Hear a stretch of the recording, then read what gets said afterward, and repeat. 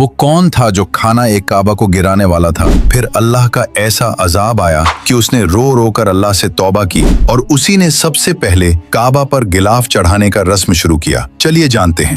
जो मुकद्दस गिलाफ हजारों सालों से खाना एक काबा पर चढ़ता आ रहा है। इस रिवायत की शुरुआत एक ऐसे बादशाह के हाथों से हुई जिसका नाम था तुब्बा। तुब्बा दरअसल एक लक़ब था जो यमन के बादशाहों को दिया जाता था। ये उस वक्त की बात है जब तुब्बा हेरी मदीने वालों का दिल जीतने के बाद मक्के की तरफ अपनी हजारों फौज के साथ रवाना हुआ तो फौज के सरदारों ने तुब्बा को भड़काना शुरू कर दिया। वो सरदार कहने लगे, ए बादशाह, ये अरब का सबसे मशहूर शहर है, काबा में बड़े बड़े खजाने हैं, अगर आपने उसे फतह कर लिया तो पूरी दुनिया में आपका नाम होगा। बादशाह खाना एक काबा की अजमत से बिल्कुल अनजान था। उसने सरदारों की बात मान ली और काबा को लूटने और गिराने का इरादा कर लिया। जैसे ही तुब्बा और उसकी फौज ने काबा पर हमले का इरादा किया तो उसी लम्हे उन सब में एक खौफनाक बीमारी फैल गई। फौजियों के जिस्मों में शदीद दर्द शुरू हो गया। न कोई उठ सकता था और न कोई चल सकता था। हजारों की फौज जो लम्हों में शहर फतह कर सकती थी, अब वो फौज जमीन पर तड़प रही थी। खुद बादशाह तुब्बा का भी यही हाल था। वो अपने खेमे में बेबस पड़ा था। कोई दवा काम नहीं आ रही थी। तुब्बा ने घबराकर दोनों यहूदी उलमा को बुलाया और पूछा कि ये क्या हो रहा है। उलमा ने कहा,